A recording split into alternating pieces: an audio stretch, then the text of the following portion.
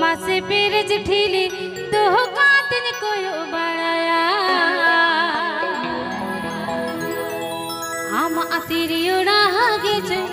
गहरे निका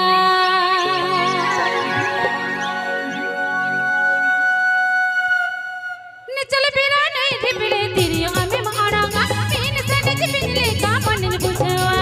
ने चल बिरा नहीं ढिबड़े तिरियो हमें मारांगा तीन से निज बिजले का मन बुझवा मसे पेड़ जठीली दो कातन कोयो बड़ाया हम अतिरियोड़ा गिज गहरे निका मसे पेड़ जठीली दो कातन कोयो बड़ाया हम अतिरियोड़ा गिज गहरे निका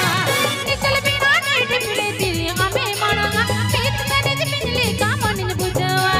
ने चल बिरा नहीं ढिबड़े तिरियो हमें मारांगा तीन से निज बिजले का मन बुझवा मसे पेड़ जठीली दो कातन कोयो बड़ाया हम अतिरियोड़ा गिज गहरे निका मसे पेड़ जठीली दो कातन कोयो बड़ाया हम अतिरियोड़ा गिज गहरे निका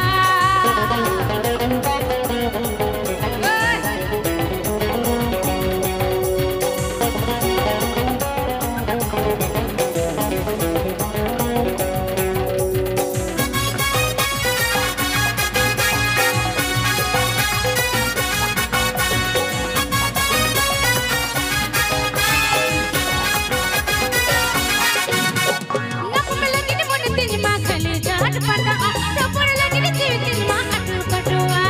नप में लगी नि मन तिन मा खले जाट पटा टपर लगी नि जीव तिन मा अटू कटुआ मस आम संगीर पड़ मको बनन काला हम असिबिर रोले नंद गेटा नावे निकल मस आम सलार पड़ मको बनन काला हम असिबिर रोले नंद गेटा नावे निकल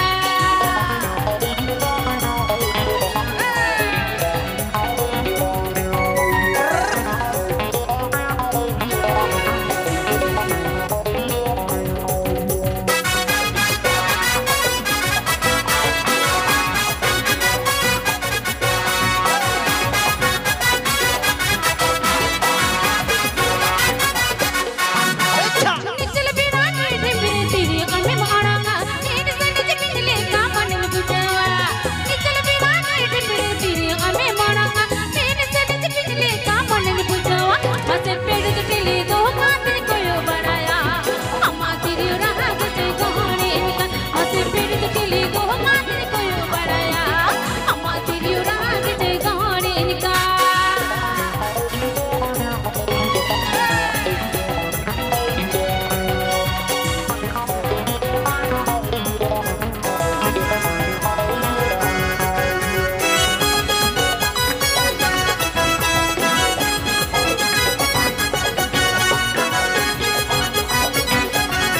Presenting 19 Studio. नप में लगी नि मन तिन मा खले जाट पटा टपर लगी नि जीव तिन मा अटू कटुआ नप में लगी नि मन तिन मा खले जाट पटा टपर लगी नि जीव तिन मा अटू कटुआ मस आम संगीर पड़ मको बनन काला हम असिबिर रोले नंद गेटा नावे निकल मस आम संगीर पड़ मको बनन काला